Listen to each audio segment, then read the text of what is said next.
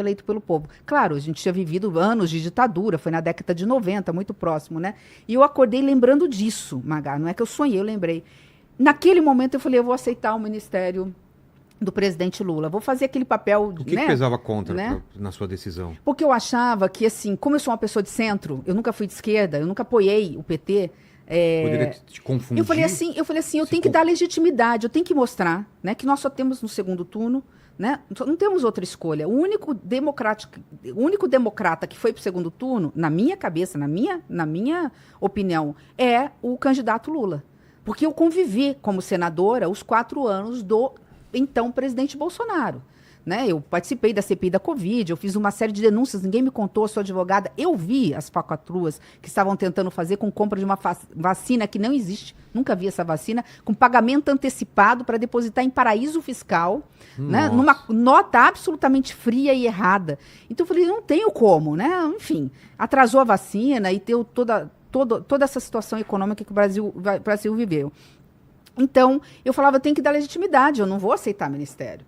Né? E aí, por essa situação, eu falei, eu vou até para fazer o papel do equilíbrio aí, né? Eu não penso igual, eu penso diferente, vou colocar na mesa aquilo que eu acho que é interessante. E aí acabei aceitando o ministério, de novo, eu estou falando, não sei porque que eu cheguei dando essa volta toda. Não, mas vamos começar primeiro na história, antes de passar para essa questão da eleição entre Lula e Bolsonaro, que foi essa super polarização. Porque foi muito o seu polarizado. posicionamento nunca foi de esquerda. Muitas pessoas, inclusive, devem estar no chat, eu não estou acompanhando o chat, mas ela não é de eu direita? tenho certeza que tem gente que está falando que ela é traidora. Com certeza. Eu tenho certeza absoluta que tem gente que fala que Simone Tebet traiu as pessoas. Simone Tebet sempre foi uma pessoa muito ligada ao agronegócio. A bancada do agro sempre confiando muito, e a bancada do agro ficou uma bancada, acho que em tese sempre foi de direita, mas não se denominava assim, se denominava sempre mais agro e menos ideológica. Como que é essa passagem? Porque a sua campanha eleitoral presidencial, que eu cobri, ela foi muito combativa contra o presidente Lula no primeiro turno. Muito mais. Eu fui candidata, Magá. Bom, primeiro, né? Eu nunca votei no Bolsonaro. Eu tinha candidato para presidente da República antes, que era do meu partido, eu sou muito fiel ao partido, então eu fui candidata e fiz campanha no estado de Mato Grosso do Sul, né, para o candidato do MDB. No segundo turno, eu não tive condições de votar em Bolsonaro por uma simples razão. Eu fui colega dele e depois, por 4 anos, eu via o que estava, né, o que poderia acontecer, né, assim, a forma agressiva como ele tratava as mulheres, tanto que você pode ver, se tiver uma foto minha com o Bolsonaro, pode saber que é IA. Sabe assim, nunca tive. Quando eu fui para a campanha, eu só aceitei ser candidata à presidência da República, porque nos 4 anos de senadora, eu vi ele tentando armar as pessoas, eu sei que arma, a principal vítima são os nossos filhos. Eu sou do agro, mas eu sou do agro que defende a sustentabilidade. Quando eu fiz mestrado em São Paulo, eu fiz mestrado na década de 90 em urbanística e ambiental, ninguém nem falava em meio ambiente. Não que eu seja ambientalista, eu não sou ambientalista, mas eu defendo o meio ambiente até para podermos produzir, senão não temos como produzir. Então, eu sempre eu fiz 4 anos, eu fiz oposição ao Bolsonaro como senadora da República. Quando veio a Covid, a pandemia, a forma como... Eu fui a mais combativa contra Bolsonaro. Então, assim, quem eu mais ataquei na campanha, e mesmo antes, foi o ex-candidato Bolsonaro. Pode ver nos debates que as pessoas já sabiam no segundo turno para onde eu iria. Tanto que quando acabou, a primeira pessoa a me procurar para oferecer 2 ministérios, um eu não aceitei, depois ofereceu outro, eu não aceitei, foi o Bolsonaro. Assim, mandou, né, assim, representantes. Não, peraí, que você não sabia. Não, essa nem eu sabia. Não posso dizer quem foi, porque é uma pessoa muito importante. Vamos aqui, como é que foi essa história? Porque na época da corrupção do PT, Mensalão, Lava Jato, Simone Tebet batia forte. Não, eu não era senadora, Magá, mas eu estava na prefeitura. Mas eu sempre mesmo grupo. Magá, eu sempre combato a... Madá, senadora. Madá, Madeleine. Madá, eu falei Magá. Não, Madá, eu sempre combati a corrupção. A corrupção não tem cor. Não tem cor partidária, não tem cor ideológica. A corrupção mata. Ela tira dinheiro do posto de saúde, ela faz a população não crer nas pessoas, né? Eu acho que a ética, ela faz bem em qualquer lugar. Aqui, né? Ética tem a ver com verdade, tem a ver com sinceridade, tem a ver com a honestidade como um todo. A corrupção existiu e aí existe em qualquer lugar, assim, não em todas as prefeituras. Eu quero dizer o seguinte, eu nunca vou advogar contra a política. Eu acho que tudo passa pela política. Eu não sou e jamais serei uma candidata antissistema. Eu não acredito em candidatos antissistemas. Não acreditem, vocês que estão nos acompanhando, em conto da carochinha. Não acreditem em salvadores da pátria. Não acreditem em caçadores de Marajá. Não acreditem em messias que falam que representam Deus na terra. Não acreditem. Acreditem em gente de carne e osso, que tem seus defeitos, tem suas qualidades. Eu tenho que fazer escolhas. E eu faço escolhas com muita coragem. Quando eu fui para a campanha presidencial, eu sabia que, perdendo a eleição, de que lado eu estaria da história, por uma razão. Porque eu sabia que um era democrata e outro não era. Tanto que, para mim, e eu estava lá em Brasília, aquela tentativa de invasão do Congresso Nacional e do Supremo Tribunal Federal foi a tentativa de permanecer no poder, sim. Aquilo foi tudo estratégico. Eu vou para fora do país, finjo que não é comigo, estimulo todo mundo a lá invadir patrimônio público para poder ver se eu consigo na justiça. O grande erro deles é que eles fizeram depois da posse presidencial. Se eles tivessem feito antes, com as Forças Armadas e com a caneta na mão, eu não sei se eles sairiam da cadeira. Né? Então, por tudo que eu conheço de política, a gente faz escolhas. Então, eu fiz escolha com muita tranquilidade. Eu sei que você quer me perguntar, eu vou dizer o seguinte, eu não posso dizer, posso contar a história, mas não posso contar o santo, tá? Tá. Eu posso dizer... Eu queria voltar naquilo, porque a sua candidatura, no primeiro turno, é uma candidatura que tinha um capital político muito alto. Por quê? Porque ela foi vista como alguém independente. Verdade. Era uma candidatura independente. Enfrentei os dois candidatos. Isso. As pessoas que votavam... Eu tô falando porque é a candidatura do meu campo, que era o da Isentolândia. Você não... Era uma candidatura independente, não abraçou nenhum dos dois. Ninguém sabia o que ia acontecer no segundo turno. Ninguém sabia que iria assumir um lado ou não quando a sua candidatura foi lançada. Inclusive os outros políticos. Ninguém sabia o que ia acontecer.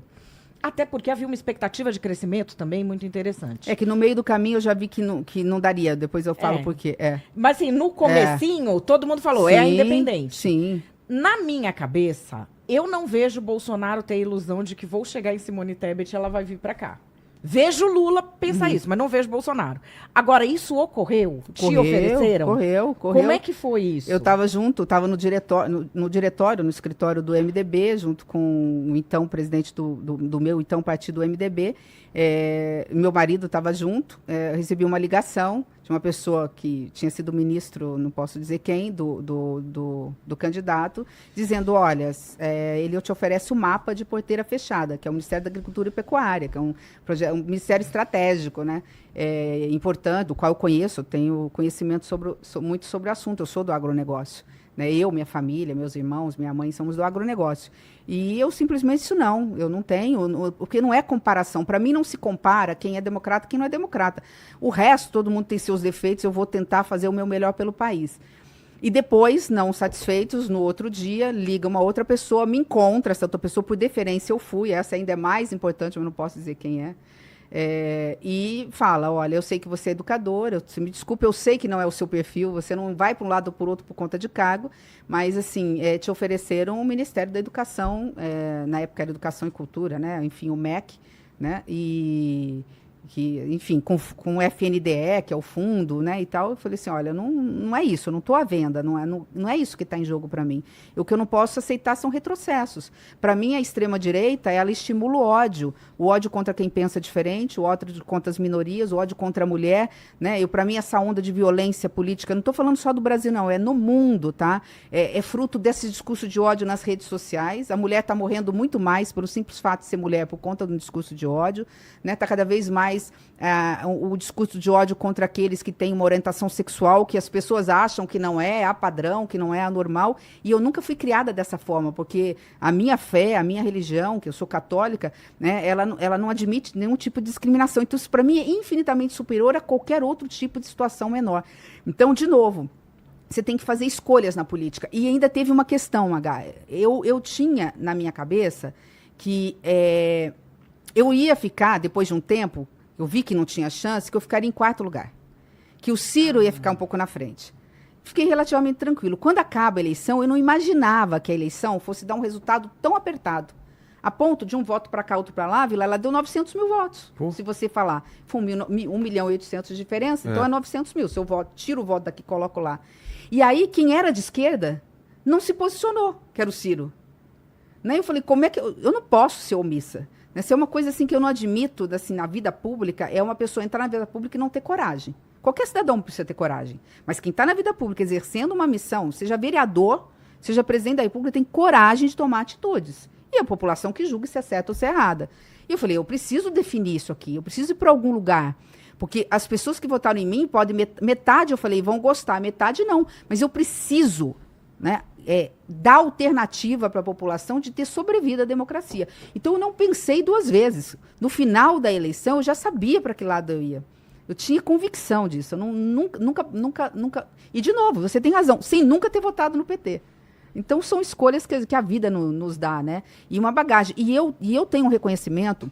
Assim, eu tenho críticas à gestão, eu sou da equipe econômica, eu era aquela chata, né, que vinha na mesa e falava, olha, eu acho que não é por aqui, algumas coisas foram ouvidas, mas eu, enquanto pessoa, eu respeito muito o presidente Lula.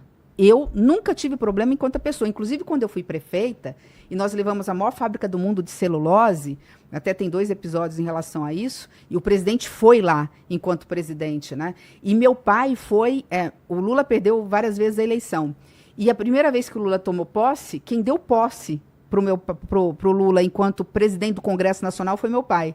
Né? Teve um episódio da caneta, que todo mundo lembra da caneta. O Lula sempre achava que ia tomar posse com uma caneta que foi dada para ele por um grande correligionário, amigo.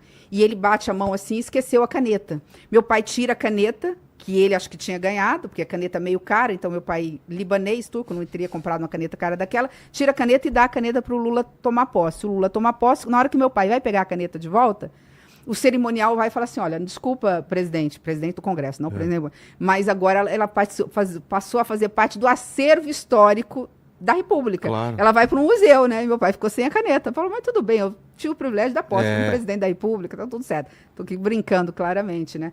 Mas, assim, eu tenho admiração pela história de vida do presidente Lula, num país que a gente sabe, em que a maior dificuldade que a gente tem, como professora eu falo isso, é garantir, né, que quem nasceu na favela, na comunidade, ou é um cidadão de periferia, tem dificuldade a ascender.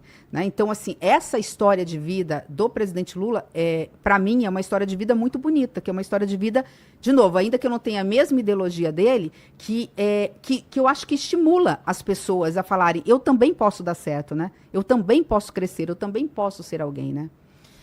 Agora, essa escolha, que você explicou aqui as razões da sua escolha, mas toda escolha tem um preço. Uhum. Qual o preço que você, Simone Tebet, pagou por ficar do lado do Lula? Eu acho que o mesmo que eu pagaria se tivesse ido para o lado do Bolsonaro. O ódio de quem não concordou com a minha decisão. Se eu tivesse optado por Bolsonaro, eu também teria a ira e o ódio da esquerda ou daquelas pessoas. Pessoas que...